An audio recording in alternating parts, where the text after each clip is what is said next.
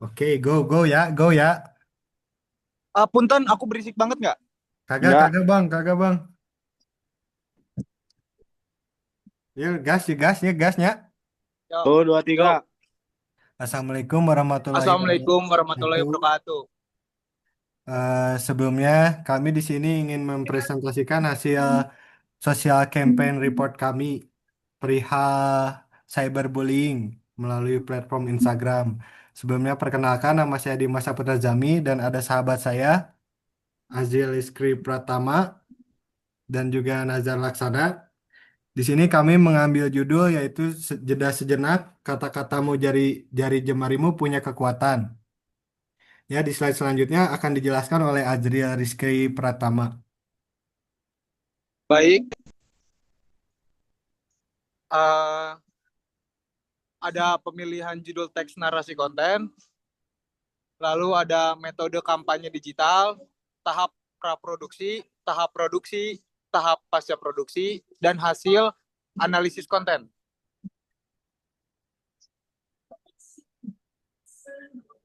Lalu eh, ada jeda sejenak, kata-katamu punya kekuatan.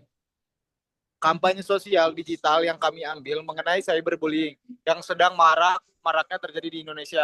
Kami menyadari bahwa terkadang tindak cyberbullying bisa terjadi tanpa disadari dan sulit dideteksi, yang padahal cyberbullying adalah ancaman nyata bagi kesehatan mental. Kami membangun kampanye digital edukatif yang menyentuh sisi emosional dan membangun kesadaran reflektif. Narasi utama kampanye: setiap hari kita terhubung, jemari kita menari di atas layar, menyebarkan tawa dan kadang luka. Tidak sejak sebelum mengetik, tanyakan apakah ini membangun, apakah ini melukai. Kata-katamu punya kekuatan, gunakan untuk kebaikan.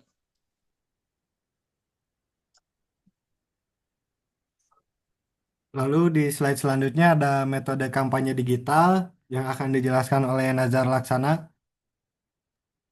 Metode kampanye digital. Format konten. Satu, short movie 3 menit. Format ini dipilih untuk memberikan naratif yang mendalam dan emosional tentang dampak cyberbullying. Yang kedua, short reels 20 detik. Format ini dipilih untuk menjangkau audiens yang lebih luas dengan pesan yang singkat namun impactful. Selanjutnya, strategi multi-platform. Meskipun Instagram menjadi fokus utama, Instagram dipilih sebagai platform karena data CNBC 2021 menunjukkan bahwa Instagram merupakan platform dengan tingkat cyberbullying yang tinggi. Hal ini dijadikan Instagram sebagai platform paling relevan untuk menyampaikan pesan anti-cyberbullying. Selain itu, Instagram memiliki fitur yang beragam seperti feed post, Instagram Stories, dan Reel yang memungkinkan variasi konten yang menarik. Kami juga menyadari bahwa terkadang konten yang sempat viral dalam platform TikTok atau platform manapun bersifat hiburan. Namun, ketika pengguna konten tersebut menguploadnya dalam platform Instagram, memiliki pandangan yang berbeda dari yang kolom komentar dipenuhi dengan canda tawa, namun berubah ketika diupload melalui platform Instagram. Bukan lagi komen positif, melainkan komen negatif.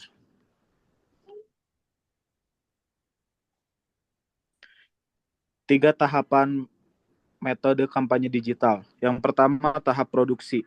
Riset mendalam tentang cyberbullying di media sosial Indonesia. Penentuan target audiens, pengguna Instagram usia 15-25 tahun. Penyusunan naskah puitis dan storyboard visual. Strategi naratif, emosional dan edukasional appeal. Kolaborasi dengan konten kreator TikTok untuk memperluas jangkauan. Tahap selanjutnya, tahap praproduksi. Perekam visual di lokasi seperti kamar, layar laptop, coffee shop. Menggunakan voice over naratif remaja laki-laki, pengambilan gambar dengan komposisi shoot sinematik, konten, short movie, alur naratif penuh, short reels, visual cepat dengan komentar kebencian nyata. Tahap selanjutnya, tahap pasca produksi, editing sesuai rencana yang sudah kami bangun, transisi, color grading, background, ritme. Penyisipan kutipan berita dan data ringan secara halus, penyesuaian format untuk Instagram, finalisasi teks dan musik latar untuk memperkuat emosi.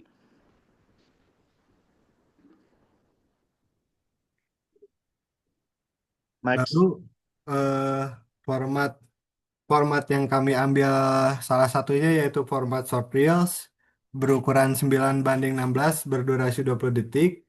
Analisis yang kami dapatkan dari short reels lebih cepat menjangkau audiens ke halayak ramai karena kan mendapatkan views non-followers lebih besar daripada followers. Juga interaksi yang dimiliki lebih dipenuhi oleh non-followers dibandingkan oleh followers.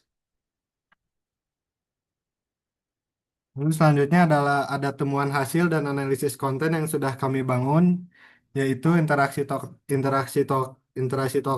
317, memiliki jumlah like sebanyak 266, komentarnya 13, simpan 1, bagikan 37.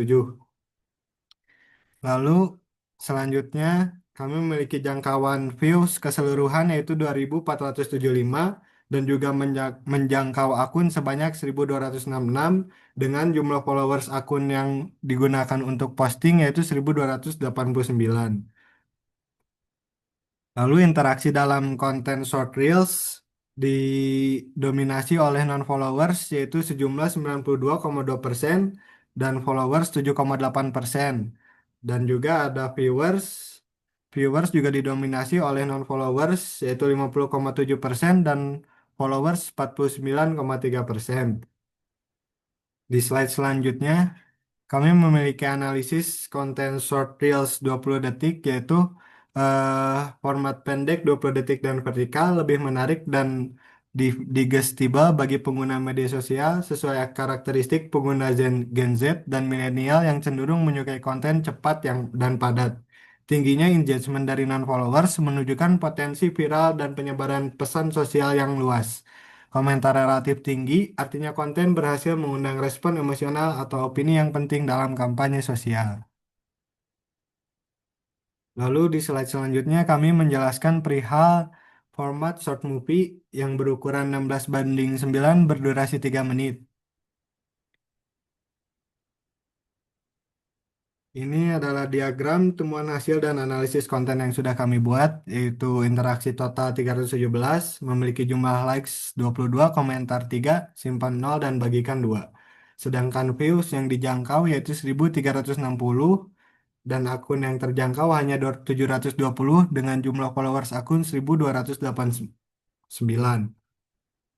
Lalu interaksi followers dan non-followers dengan konten short movie didominasi juga oleh non-followers yaitu 21 interaksi dan followers hanya 6 interaksi. Dan juga viewers didominasi oleh non-followers juga. Temuan hasil dan analisis konten dari short movie yaitu eh, ternyata format landscape 16:9 dan durasi lebih panjang 3 menit mempunyai efektivitas yang kurang di platform Instagram seperti Instagram Reels. Penurunan drastis dalam interaksi hanya 27 dibanding 317, menandakan pengguna kehilangan minat lebih cepat. Walau menjangkau audiens non-followers cukup tinggi 79,5%, konversi interaksi rendah. Pengguna backsound original yang kurang efektif berbeda dengan short reels menggunakan backsound yang sempat viral. Lalu di slide selanjutnya ada kesimpulan yang bisa dijelaskan oleh Azriel Rizky. Kepencet, Cok. Azriel Rizky. Sebentar, Dimas, layarnya belum ada. Oh ya, baik Azriel Ya. Rizky. Apakah sudah ada? Lalu ada kesimpulan, yaitu satu, format dan durasi berpengaruh besar. Lalu ada short reels yang rasio rata-rata 9-16 per 20 detik. Jauh lebih efektif dalam menjangkau audiens dan mendorong interaksi dibandingkan short movie 16:3 atau 3 menit. Reels berhasil menarik 2.475 views, hampir 2 kali lipat dari short movie 1.360 views, meskipun hanya diunggah 24 jam dibandingkan 48 jam untuk short movie. 2. Lalu ada engagement lebih tinggi pada format pendek, yaitu Reels meraih 317 interaksi total likes, komentar, share, sedangkan short movie hanya mendapatkan 27 interaksi. Lalu Reels juga menghasilkan engagement dari 265 akun, sangat tinggi dibandingkan short movie 22 akun engage. Tiga, ada backsound memengaruhi jangkauan. Reels menggunakan backsound viral lagu Beyond oleh Adrian Branger via Fedor Matusev yang terbukti lebih menarik perhatian audiens dan lebih diprioritaskan oleh algoritma Instagram. Lalu short movie menggunakan backsound original yang meskipun autentik kurang menarik perhatian pada platform berbasis tren seperti Instagram. 4. Ada audiens non-followers lebih tertarik, mayoritas penonton dan interaksi pada kedua format berhasil dari non-followers lebih besar 79% pada short movie dan lebih besar 92% pada Reels. Ini menunjukkan potensi besar untuk menjangkau audiens baru. Namun perlu strategi lanjutan untuk mengkonversi mereka menjadi pengikut atau pendukung kampanye. 5. Hashtag tidak menjadi faktor pembeda. Kedua, format menggunakan hashtag yang sama sehingga perbedaan performa bukan berasal dari strategi hashtag, tetapi dari durasi, format visual, dan background.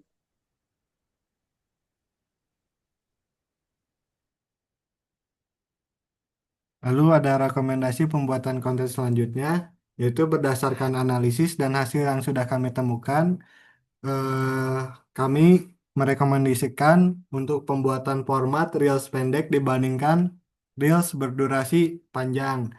Karena prioritaskan format 9:16 dengan durasi maksimal 30 detik. Gunakan storytelling ringkas namun kuat dengan punch di 3 detik pertama. Dua, menggunakan backsound viral yang relevan. Ikuti tren audio yang sedang viral di Instagram, namun pastikan tetap sesuai dengan nuansa pesan kampanye sosial. Gabungkan backsound viral dengan narasi singkat, voice over atau teks untuk memperkuat dampak.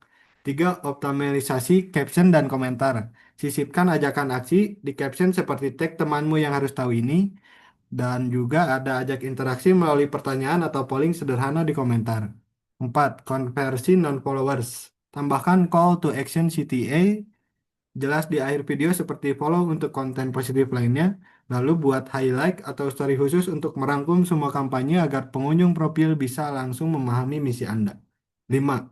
Jadwal dan konsistensi. Posting reel secara berkala, misalnya 2 kali seminggu, lalu mempertimbangkan serialisasi konten, misalnya kata-kata yang menyakiti, satu atau dua dan seterusnya, untuk menciptakan keterikatan audiens.